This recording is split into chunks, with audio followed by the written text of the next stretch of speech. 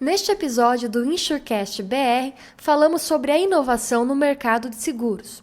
Fazemos rápido debate sobre o potencial da inovação para o mercado de seguros e como um debate mais aprofundado e técnico pode ajudar em ganhos mais significativos com as inovações. Quais os dilemas trazidos pela inovação? A destruição criadora é a única forma de inovar? Se há outras formas, quais as vantagens e desvantagens de cada uma delas? Quais os cases e tipos de inovação que o mercado de seguros já vem vivenciando? Eu sou Jéssica Dalcol, do Data Insurance, InsurTech, cuja missão é minerar dados para um mercado de seguros direcionado por evidências. E esse é o nosso programa de podcasts semanais, InsureCast BR.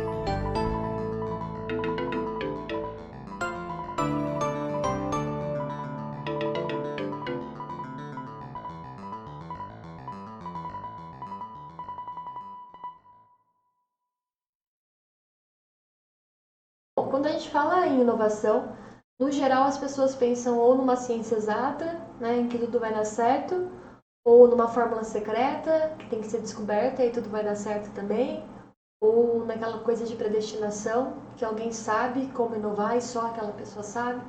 Mas a grande verdade é que não existe uma fórmula e nenhuma certeza de que isso vai dar certo ou não. Na verdade, quando a gente vai falar em inovação, a gente sempre vai ter que lidar com pelo menos um dilema. É o dilema da inovação que existe para qualquer setor, qualquer indústria, não importa qual seja ela. Basicamente é aquele ditado, né? O time que está ganhando não se mexe. Uma empresa, no geral, quando ela vai inovar, ela não vai inovar porque ela está em decadência ou porque tudo que está acontecendo dentro dela não está funcionando. Na maior parte dos casos, as empresas que inovam já são empresas de sucesso e, no geral, a inovação vai atuar, vai atacar processos, produtos, enfim, gestão de situações que já estão resolvidas, que já funcionam bem, produtos que já são bem aceitos ou não, mas já se sabe isso, então é uma informação relevante, processos que caminham bem e são eficientes. Então, na verdade, a inovação sempre vai envolver gastar, despender com algo que já funciona, né? E uma vez que existe oportunidade de gastar em outras coisas, etc., a empresa ela tem que lidar com essa escolha, com esse dilema. Eu vou investir em algo que já está funcionando? E o quanto que isso me traria de retorno? Qual que é o retorno esperado com isso, né? Então esse é o primeiro ponto que todo mundo que quer conhecer ou pensar em inovação tem que ter em mente. No geral, você vai ter que lidar com uma grande escolha, que é investir em coisas que já funcionam, já são boas, e não é uma escolha fácil, né? Eu acho que uma vez que você tem essa consciência, já está com meio caminho andado. É você ter noção do que você está fazendo. Mas beleza, você já sabe que você vai inovar, vai atuar em algo que já funciona, só que aí você tem que escolher o como, o quê. E aí vai entrar necessariamente nos tipos de inovação, né? Hoje a teoria já se fala há muito tempo que existem dois tipos, né? Que seriam a incremental e a revolucionária. Acho que você podia contar um pouquinho o que você conhece dessas duas. Legal. Então hoje em dia tem esse hype enorme com essa ideia de destruição criativa, né? Todo mundo quer ser disruptivo, todo mundo quer mudar da forma como tudo é feito. E na prática não é o que a gente vê. A gente olha para o mercado é mais ou menos estável, as coisas continuam sendo feitas mais ou menos do mesmo jeito anterior. Você conversa com as pessoas, elas continuam relatando uma série de ineficiências no lugar que elas trabalham, apesar de, como você falou, né, tá entregando o produto, tá fazendo as coisas. Então, isso é muito curioso de ver tem um discurso e tem a prática, né? O que está acontecendo. E na teoria econômica, um autor muito importante que falou sobre isso, que foi o Schumpeter, ele colocava justamente essa importância da inovação disruptiva para entender como que a sociedade se desenvolve, o mercado se desenvolve, a imprevisibilidade em torno dessas inovações e também a importância delas, né? Para o desenvolvimento das economias e o longo prazo. Por outro lado, ele também achava que isso ia se esgotar, que essa capacidade de disrupção, as grandes empresas iam burocratizar isso cada vez mais, elas iam trazer essa capacidade para dentro, essa capacidade disruptiva, iam criar grandes setores de inovação e até mesmo essa inovação disruptiva ia virar algo burocrático, algo enfadonho, ia tender a minar a própria capacidade das sociedades de se mudarem radicalmente, mercados serem criados, mercados serem destruídos, né? Era um pouco a perspectiva dele.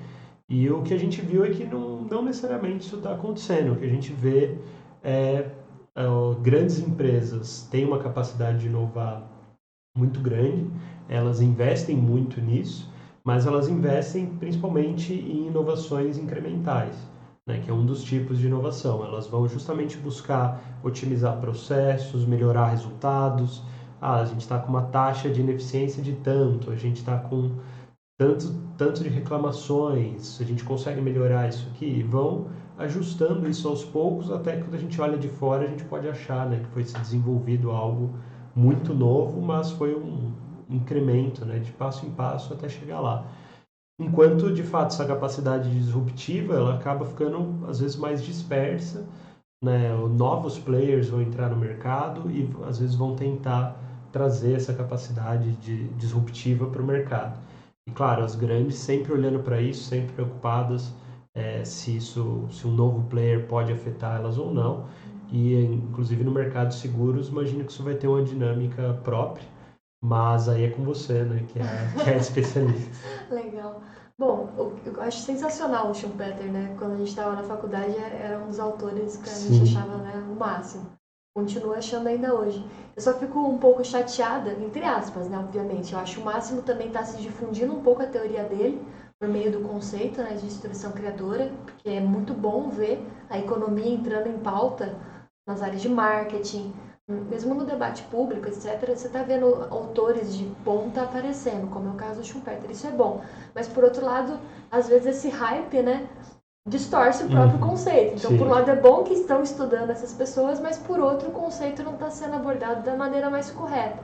No caso da destruição criadora, eu acho muito legal a maneira como você colocou, né?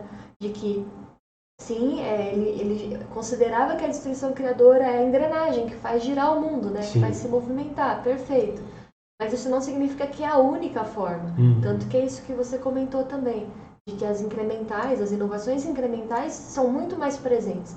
Só que quando a gente vai discutir inovação, vai ler matérias sobre isso nos jornais, enfim, nos sites especializados, e isso muito no mercado de seguros também, que já tem sites especializados hoje em acompanhar e apontar as inovações que existem.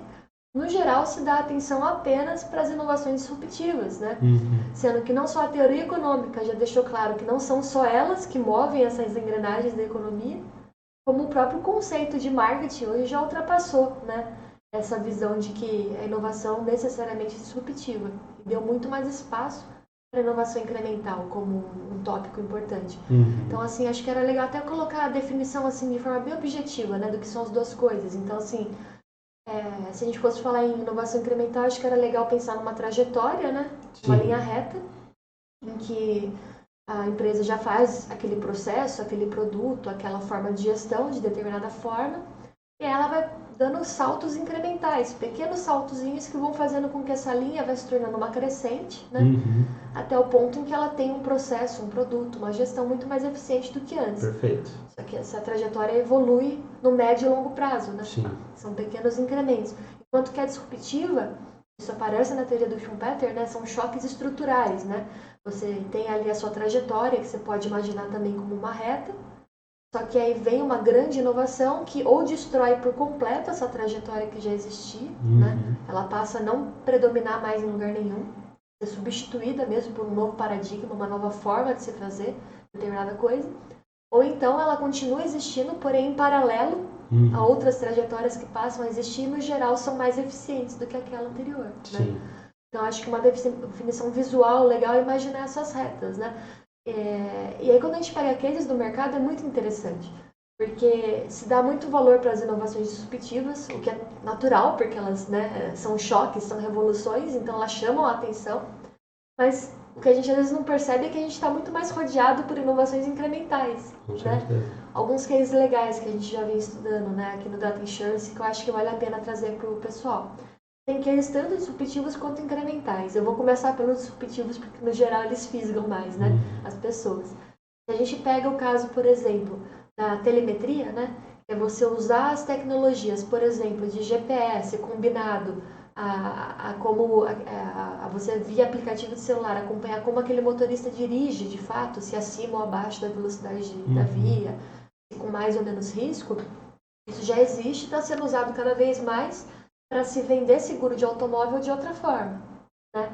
Então você vai ter um seguro de automóvel que ainda é um seguro de automóvel, então no primeiro olhar pode parecer que é só incremental, porém a forma de precificar mudou, a forma de acompanhar o perfil daquele consumidor mudou, porque não é mais via um questionário estático, mas sim uma observação quase que dinâmica de como ele se comporta.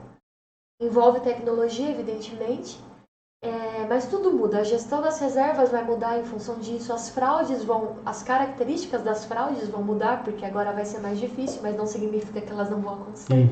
Então tudo muda. Então é disruptivo porque é o mesmo produto, só que de uma forma completamente diferente, tanto de oferta quanto de precificação. Tem a Juicar, que está fazendo isso, uma empresa aqui da América do Sul. A Sul América, aqui no Brasil, já vem tentando implantar isso. Ela estava colocando um produto similar de telemetria e oferecendo desconto, né, para os segurados que se habilitassem aí para esse novo produto ao invés do produto tradicional.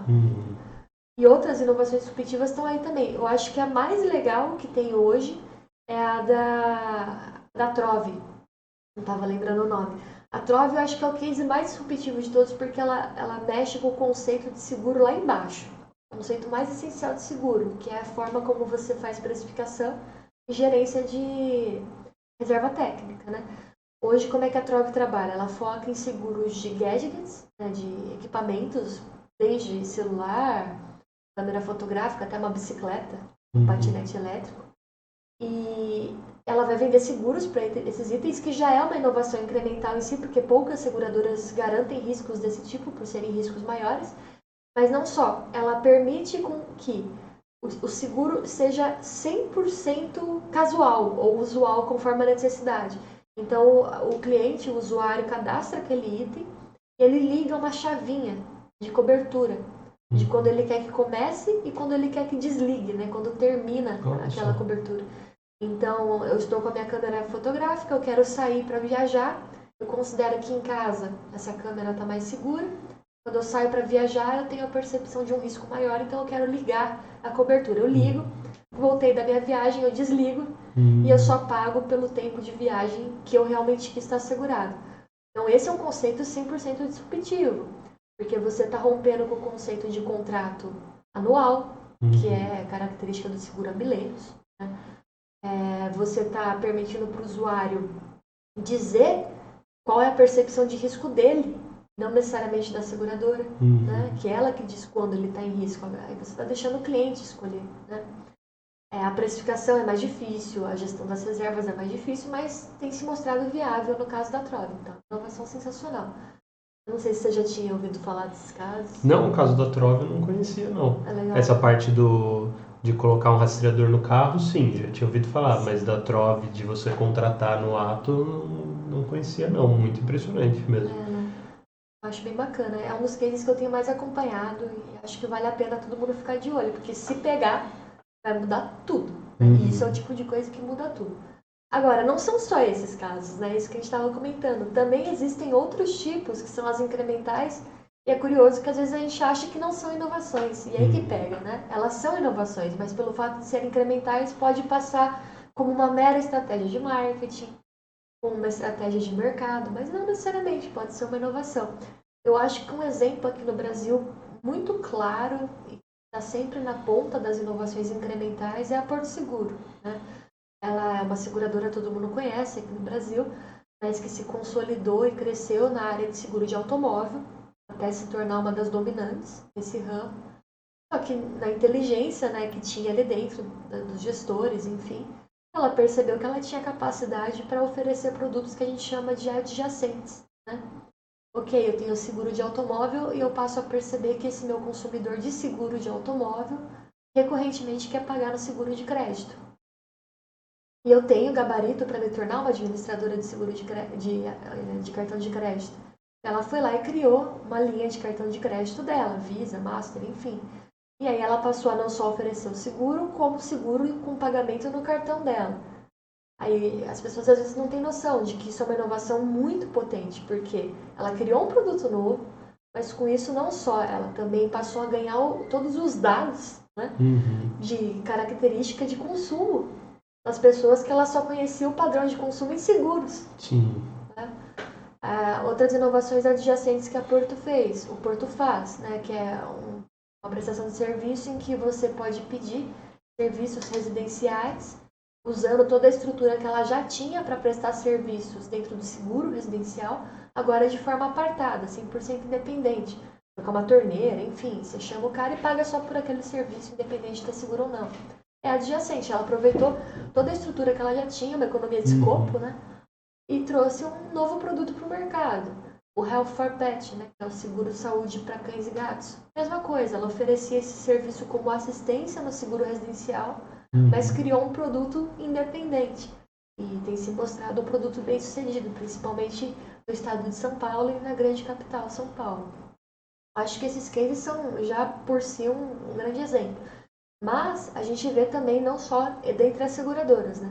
O mercado de seguros também é composto aí pelas corretoras, resseguradores, regulador.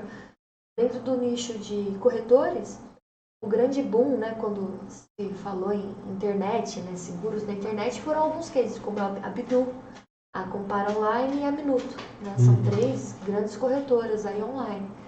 E se você pega o case deles, evidentemente são cases de inovação, são empresas agressivas nas suas estratégias e na entrega dos seus serviços, mas a gente fala que seria um tipo de inovação por trajetória. Por quê? E por que não é disruptivo, como muita gente acha? Já existia há muito tempo na internet sites, portais de comparação, né, em que você compara diversos preços de produtos similares, toma uma decisão com base nessas comparações. Eles fizeram foi pegar essa trajetória que já existia, por exemplo, um Bom de Faro da vida, e trouxeram para o nicho, para o setor de seguros, comparando seguradoras. Foi uma inovação? Foi. Mas foi uma inovação em trazer isso para um novo setor, e não necessariamente criar do zero. Assim como não tem sido tão significativo assim ao ponto de mudar 100% os padrões de consumo, né, em seguros. Então é um outro caso de inovação incremental que é curioso porque no geral é confundido com disruptivo, né? Mas não necessariamente. Mas assim, a gente vê que tem exemplo para todo lado. Então acho que é mais a questão de ter a noção do que está sendo falado, né? Dos dilemas que traz em querer se inovar e ter noção de que ambos os caminhos são pertinentes. Agora, quais os trade-offs, né? Quais as vantagens e desvantagens de um caminho ou outro? Acho que era legal você comentar. Essa parte do trade-off é muito importante, porque como a gente vive esse hype da inovação disruptiva, as pessoas acabam superestimando isso demais e colocando ser disruptivo é bom, né? Porque mas não é que existe o que é disruptivo, existe o que tem potencial de ser disruptivo. No geral, quando as pessoas falam que algo na verdade, elas estão dizendo isso, mas o que elas querem realmente dizer é que tem um potencial. Mas nem tudo isso que a gente está vendo que tem esse potencial vai se verificar na prática. É muito mais difícil você mostrar que está todo mundo fazendo algo de um jeito que pode ser feito melhor do que você melhorar o que já está sendo feito, né? O risco é muito maior, lógico, o potencial de ganho também é maior, mas os riscos são muito maiores. Então, se a gente pegar, não só do mercado de seguros, mas se a gente pegar 100 empresas aqui de diferentes setores, que está todo mundo falando que tem potencial disruptivo, e a gente for pegar os nomes delas, né, e daqui 5 anos a gente olhar para essa lista, é capaz que 95 delas a gente nem vai lembrar quais são, o que elas fizeram, enfim, o que se deu aquilo, porque é isso, tem um potencial, mas não necessariamente ele aparece. E o que é curioso, né, as grandes empresas sabem disso. Né, as grandes empresas sabem disso, elas... Desculpa. Mas isso no mundo inteiro, cada vez mais as grandes empresas sabem disso. Então elas realizam alguns esforços em inovações disruptivas, mas sempre com muito cuidado, sempre, o que eu quero dizer com muito cuidado, né? Como elas sabem que o problema da inovação disruptiva é o risco, é muito arriscado, elas criam projetos pilotos, elas testam em pequena escala no município. Então, se a sua empresa tem escala mundial, por que você vai testar no seu maior mercado? Por que você vai testar na maior cidade? você vai gastar uma fortuna com marketing, né? Se você pegar, por exemplo, o Google Fiber, né? Que era um plano do Google de colocar velocidades de internet absurda e colocar isso na casa de todo mundo. Eles escolheram lá uma cidade dos Estados Unidos para começar isso e era cidade teste, iam ficar vários anos lá. No fim, deu certo, mas eles não quiseram continuar. É um caso curioso, Que deu né? certo. Que deu certo e eles não quiseram continuar por N motivos, mas elas fazem assim. E no caso das empresas que estão começando, às vezes as pessoas se apaixonam bastante por essa ideia da inovação disruptiva, colocam muito capital em cima, e quando tem uma série de outros problemas, às vezes mais básicos do mercado, que precisam de solução e que não é tão fácil assim criar, e às vezes as pessoas, às vezes ficar muito nessa narrativa e tentar buscar algo novo, né? E você cai muito nisso, então você sempre quer fazer algo diferente de tudo que está sendo feito. Quando na verdade, às vezes até as inovações disruptivas, elas são um ajuste de algo que já está sendo feito e não necessariamente algo 100% novo, né? Então, tem esse risco, né? Tem esse trade-off entre quanto que você tem que investir muito mais na disruptiva, com um risco muito maior, então você põe mais dinheiro com um risco maior, e na inovação incremental você tem um risco menor e você pode entrar com menos recursos. Então, e as grandes empresas que são mais organizadas sabem disso e elas adotam estratégias de acordo. Agora, as empresas que estão começando, não necessariamente elas fazem esse jogo também. Às vezes elas tratam essa entrada no mercado e a própria relação delas com inovação como uma aposta. Eu vou literalmente apostar nisso aqui e vamos ver se dá certo. Mas dá para colocar mais dados, mais evidência, mais teoria em cima. Sim. Isso tanto é verdade o que você está falando, que é curioso, né? No mercado de seguros, tem se desenvolvido como é que eu vou dizer, uma forma, né, de se fazer as coisas, né? Como é que a gente chama, né? Uma cultura, né? De inovação, em que grandes seguradoras do mercado tradicionais, com expertise em inovação no geral, incremental, que estão sempre a par do que tem de ponta em vários pontos aí do setor, elas estão investindo em inovação disruptiva, só que elas não são bobas, né? Como elas estão fazendo isso? Elas estão criando suas incubadoras, né? Por quê? Porque via incubadora? Porque você tem a possibilidade de descobrir inovações com potencial disruptivo, como você bem colocou, que não necessariamente vão se confirmar na realidade, mas pelo menos você tem a possibilidade de criar um espaço para aquilo surgir, como tanto se fala por aí, né? Um ecossistema benéfico para a inovação, porém, com todo o cuidado para isso não contagiar ou não prejudicar, se acontecer algo de ruim, a sua operação tradicional, que já está estruturada e que paga suas contas, né? Alguns casos muito, né, claros disso é a incubadora da Porto, que é a Oxigênio. A AXA tem uma incubadora enorme lá fora, que foi trazida inclusive em eventos de inovação aqui no Brasil, para se falar sobre isso. A ACE, a Bradesco também criou a sua própria. Então, diversas seguradoras estão criando as suas incubadoras. Isso é uma iniciativa que deixa claro que se quer ter inovação disruptiva, mas que se assume que ela é de alto risco. Porque senão ela simplesmente faria isso a portas fechadas, de forma secreta, né? Para ninguém saber o que ela está fazendo. Porque ter uma descoberta e ela não ser conhecida por um bom tempo também é uma vantagem comparativa. Isso me faz lembrar um trade-off importante também, que a gente estava debatendo aqui, né? De inovação incremental, disruptiva, que é a questão do segredo, né? A gente estava conversando sobre isso outro dia, né? De que a inovação incremental, ela, além de ser menos arriscada, na maioria das vezes, né? Menos arriscada e exigir, no geral, um investimento menor em termos de capital, ela também pode ser feita debaixo dos panos, né? Porque se você está aprimorando um processo, aprimorando um produto, enfim, mudando uma forma de gestão, isso só vai aparecer para o mercado depois que você efetivamente lançar ou anunciar. Você decide, né? Quando isso vai aparecer. Agora, a disruptiva, vai estar todo mundo de olho em você. E assim que você fizer, vai ter o segundo entrante, né? Que a gente brinca na economia. E é aquela coisa, tem a vantagem de ser o primeiro entrante numa inovação que é que você vai ter os lucros extraordinários, né? Vai ter as grandes captações por todo o tempo em que você sozinho dominar aquela tecnologia ou aquela inovação. Mas, por outro lado, você vai ter incorrido sozinho nos riscos, nos investimentos maiores. E assim que você abrir aquela porteira, todos os segundos entrantes vão saber exatamente o que tem que fazer, Sim. quais riscos não correr, quais investimentos ruins não fazer, porque você ensinou para o mercado. Sim, eles vão chegar no mesmo lugar com 1/10 do esforço que... Sim.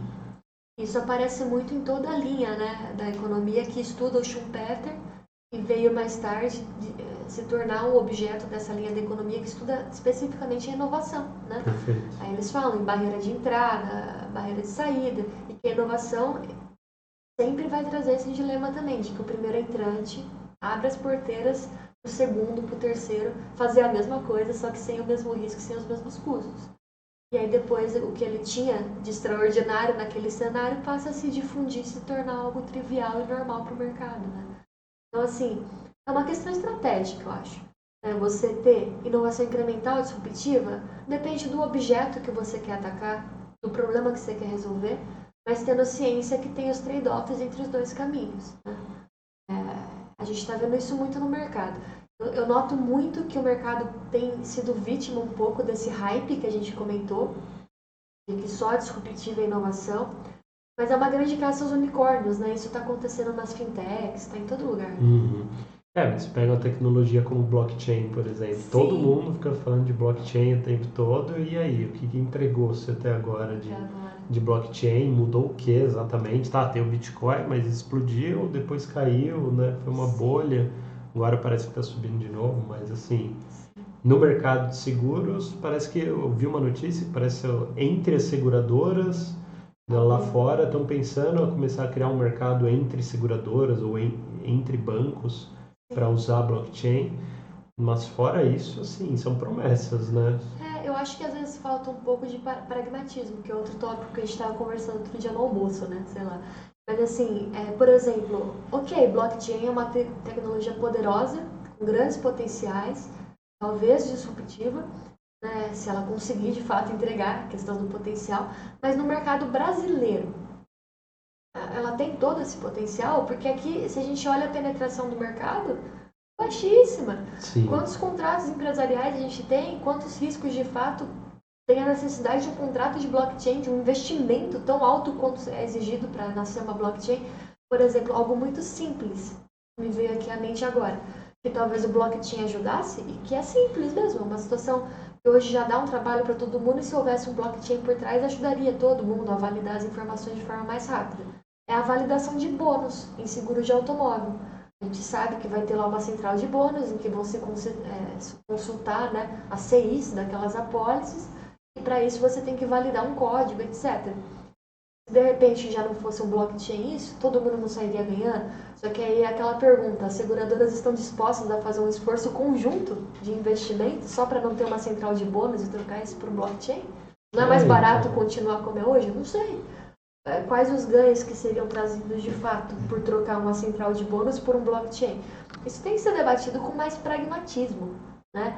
E menos alvoroço.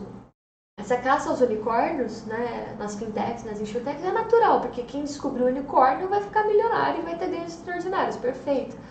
Mas se a gente só ficar atrás dos unicórnios, todo o resto está parado. Sim. Aí todo o potencial de inovação que seria efetivamente entregue está lá sendo desperdiçado porque estamos todo mundo querendo achar um unicórnio, né? Então eu acho que tem como desviar um pouquinho do esforço que está sendo 100% dedicado a encontrar os unicórnios para encontrar as inovações incrementais que fariam o mercado ter um boom enorme, sem tanto risco, sem tanto alvoroço, né? Não sei o que você pensa sobre isso. Não, eu acho também, e acho que sim, das primeiras vezes que eu ouvi falar que o blockchain, essas inovações, outros tipos de inovação, né, essas insurtechs iam revolucionar o mercado, lá fora, acho que já faz uns 6, 7 anos, e lá fora, que está muito na frente do Brasil, nem se compara, ainda não foi revolucionado o mercado, as coisas ainda estão sendo feitas. Então, realmente, ó, aquilo, como é tudo potencial, pode ser que estejam tentando encontrar um, mas pode ser que não tenha nenhum também. A gente não sabe, né? A gente simplesmente não sabe. E é um setor que aqui já puxando, né, para a parte do Data Insurance, e é um setor que no Brasil, assim, as pessoas estão discutindo blockchain, e aí você vai ver como que a maior parte das seguradoras precifica a maior parte dos produtos dela, elas usam técnicas atuariais, tem seguradoras que trabalham com softwares antiquados, que hoje já não entregam a maior potência que a gente tem de modelagem de dados, de estatística. E isso é um core business do que é uma seguradora, né? Precificar risco, né? Identificar perfis, precificar risco, precificar a parte de reserva, ou gestão de reserva e otimizar todos esses processos. E aí você vê buscando inovações disruptivas em tudo quanto é tipo de área, e o core business mesmo ficando com técnicas atuariais, tabelas simples, médias, medianas, e termina aí quando o potencial de técnicas mais fortes de análise de dados nesse mercado é gigantesco. E é como você falou, não é algo que necessariamente é disruptivo, você está melhorando a seguradora há séculos aí, ou sei lá, desde de Roma já tinha alguns contratos de seguro simples, né? Eles tinham que medir de alguma forma risco, precificar. Então você não está fazendo algo novo, não é o novo que você está fazendo, é como você está fazendo aquilo, né? Se você vai fazer isso com uma margem de erro muito pequena e muito rápido, você vai fazer isso com margens de erros maiores, métodos lentos, né? Então tudo isso está envolvido. Eu acho que eles estão deixando isso passar para ficar nessa imagem aí das disrupções gigantescas que a gente nem sabe direito se elas estão aí, né? Acho que uma das grandes propostas que a gente quis trazer, né, criando o Data Insurance, foi atacar exatamente isso, né? A gente está batendo muito na nossa missão, né, que é minerar dados para um mercado de seguros direcionados por evidência. Porque, assim, é óbvio que as seguradoras, grandes corretoras e resseguradoras têm muitos dados, né? Isso vai ser tema, inclusive, de um outro podcast que a gente já está preparando aqui. Dados, o que são dados de fato, né? Como é que você traduz dado em valor, em informação? Isso é outra questão. Mas é evidente que elas têm muito dados, porque passa muita coisa por ali, desde a contratação até a regulação de um sinistro, até todos os contratos que ela tem com os prestadores de serviços intermediários para atender essas apólices, enfim, tem muita coisa circulando ali.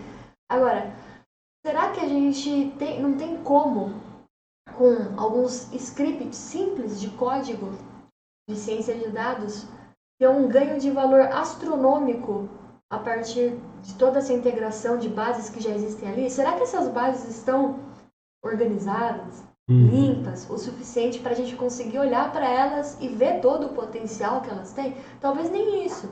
Então, assim, não tem como a gente começar a falar em machine learning, em big data, em blockchain, e absolutamente nada disso se a gente não sabe nem se as bases que existem distribuídas aí no mercado de seguros são ou não relacionais, se elas são ou não organizadas, se elas são ou não, enfim, se elas estão minimamente tied, né, num formato que dê para ser trabalhado. Então, assim, não dá nem para começar a falar, porque a gente está discutindo grandes tecnologias, disrupção, etc., sem saber se o mercado entrega o básico. Né? Então a gente veio com essa proposta do Data Insurance, principalmente para organizar e minerar dados, para começar a dar visibilidade para o que existe de fato em potencial nesse mercado. Porque assim, dados tem, ideias tem. Agora, como é que você entrega? Onde é que você encontra essas pistas? E é isso, a precificação é um dos core business, né, de qualquer seguradora. Isso é indiscutível. Se você precifica mal, você tem o risco de quebrar. Se você precifica bem, você tem uma vantagem competitiva ridícula em relação ao mercado. Agora, se está todo mundo precificando na intuição, ou alguns estão, outros não, mas a gente não tem nem muita certeza do que está acontecendo, isso não é bom. Né? Quer dizer que o mercado tem como melhorar lá na essência ainda, na base da pirâmide.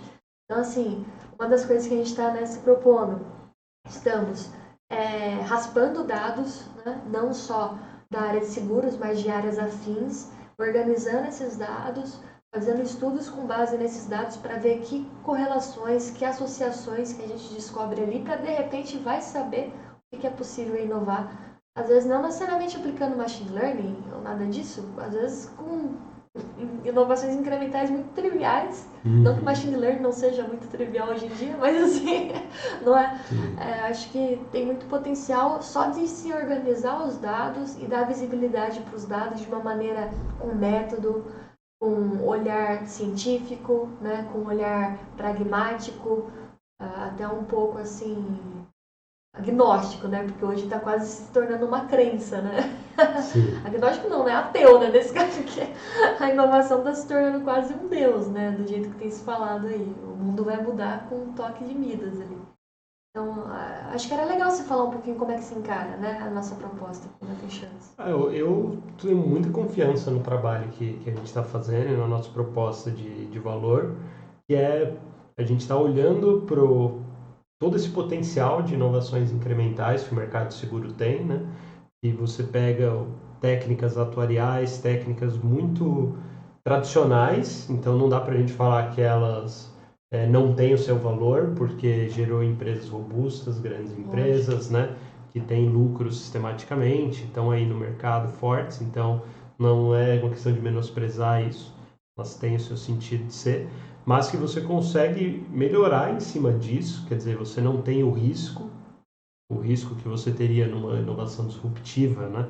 De fazer algo que você não sabe se vai ter um valor lá na frente, que você pode quebrar a cara, você não tem esse risco, porque você parte de um nível básico, que a gente sabe que dá para melhorar, melhorando em cima disso, você está entregando valor diretamente, é o core business da empresa, é o que ela sempre fez, só que ela vai estar fazendo isso melhor, é um ganho de eficiência para a empresa. E como o setor de seguros é gigantesco, você consegue um ganho aí de 1%. Nossa. 1% do mercado de seguros é um volume gigantesco de dinheiro. De uma carteira que seja. De uma carteira, né? De uma seguradora, ganhos de 2%, 3%. E certamente é possível ter taxas maiores, com maiores. Aí entra aquele ponto de que a inovação incremental tem a vantagem dela ser um segredo, né? Se você consegue ter um ganho de 10% de eficiência em prevenir determinado tipo de sinistro, você não vai falar isso para ninguém no mercado, você vai ficar na sua. Então tem essa vantagem. Então tem esse benefício de ser um ganho muito grande a partir de técnicas que a gente já conhece, já sabe que funciona, que elas não estão sendo aplicadas porque essa revolução aconteceu agora. A gente vai dedicar mais tempo, mais podcasts para falar dessa parte, né, de ciência de dados no setor de seguros. Vamos ter uma série aí com vários. A gente tratar isso com mais calma. Mas você já sabe que isso agrega valor. E aí, uma vez que você começa, você tem uma base bem organizada, você está aplicando essas técnicas de forma sistemática, aí é onde que entra a parte disruptiva. A parte disruptiva entra quando a gente não sabe o que a gente vai conseguir extrair daí para frente. Sim. Então, uma vez que você já conseguiu ter esses ganhos de eficiência, será que não tem coisas que você vai passar a ver que você não via antes? Será que vai ter determinados perfis de clientes, determinadas associações que você não via, que tem um mercado maior para se explorar? Ou se a seguradora está pensando em um determinado protótipo, um projeto piloto que ela quer testar? A gente está com ferramentas mais avançadas de análise de dados, será que a gente não consegue fazer um experimento controlado para testar se isso afeta determinada adesão de um cliente, fidelização, esse tipo de coisa, né? O valor ao longo da vida do cliente, que é algo que essas técnicas podem ser usadas aí junto com a economia também. Então, eu acho que é o caminho mais garantido e de maior retorno que a gente pode trazer para um mercado. Você entregar valor diretamente com inovações incrementais que dão retorno, dão resultado, e essas inovações incrementais te abrem portas para possíveis inovações disruptivas, te colocam no caminho de grandes players e de ganhos extraordinários, né, que vão ter ganhos de market share, ganhos em taxa de retorno. Então, acho que a proposta, pelo menos, é isso que a gente quer trazer para o mercado, né? A gente fala um mercado seguro, né, direcionado por evidências, é a gente pisar em chão firme e agregar valor em cima disso, né? Começa pelas inovações incrementais, mas a gente está apontando, a gente sabe que muita coisa disruptiva vai vir por ciência de dados, machine learning, inteligência artificial. Então, é caminhar nesse sentido, né? A gente está mirando aí, né? Estamos mirando aí. Não, bacana, eu acho que foi um bate-papo legal. Bate-papo muito 10. E, bom, conheçam mais da empresa, tem aí nosso site, né? Vai ser com o maior prazer, estamos à disposição. Tá bom, valeu, gente. Valeu. Você ouviu mais um episódio do InsureCast BR, programa de podcasts do Data Insurance. Hoje falamos sobre os tipos de inovação, vantagens e desvantagens envolvidos em cada um e muito mais. Tudo isso com foco no mercado de seguros. Para acompanhar o nosso trabalho, acesse www.datainsurance.com.br.